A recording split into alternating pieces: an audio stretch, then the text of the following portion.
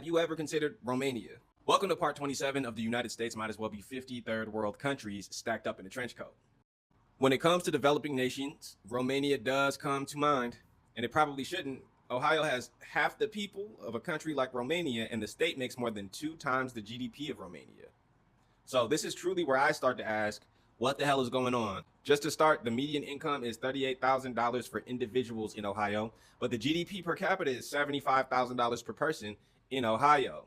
Ohio makes $75,000 for every person living there, but every person living there on average has about $38,000 to work with. Especially when it's estimated that you need 85K as one person and 220,000 as a family of 4 to live a fulfilled life in Ohio. And I've got the numbers. That is 92% of households that can't afford to be a family of 4 and 66% of households that can't afford to live as one person. Now, I'm no detective, but that does look like robbery to me. In Romania, being at the median income means about $1,800 a month. But if rent can be less than $400 and groceries are half the price, you are already doing a whole lot better. It's estimated you would need $1,200 of that median Romanian income of $1,800 for the overall cost of living. In Ohio, being at that same median income means you are at least $50,000 away from living comfortably, and it's way more if you're a family. Long story short, on a Romanian median income, you could live a fulfilled life and have 30% left over to basically do what you want with. On an Ohio median income, you would have tens of thousands of dollars less to work with. More importantly, you would have tens of thousands of dollars less than you need to have that same quality of life in Romania.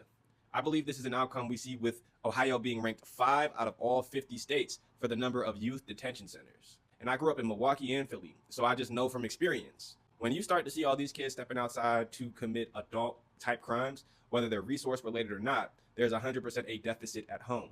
And we just did the math on it. Most households are tens of thousands of dollars away from not being in a deficit. I've heard that Ohio is what happens when corporate interest outweighs human lives. But $60 million in bribes so energy companies can make $1 billion overcharging citizens already not making enough is a great example of that. To me, it seems like the income gap is truly only as wide as the corruption in the state of Ohio. Ohio is often fighting for a #1 spot there, and that is something that you and Romania have in common. Romania also has issues with corruption. Unfortunately, even with that in play, Romania has a lower infant and maternal mortality rate, and they somehow do this with close to the same amount of doctors per capita in a system that would not cost you as a citizen $1. Romania spends about 2 to 5% of their GDP to make this happen. In the great state of Ohio, they're spending 15 to 20% of the GDP. That happens to be twice the size to have worse outcomes that you have to pay for out of pocket to live through. And so I don't say this to tell you watching this in Ohio, to move to Romania, but which place sounds more developed to you?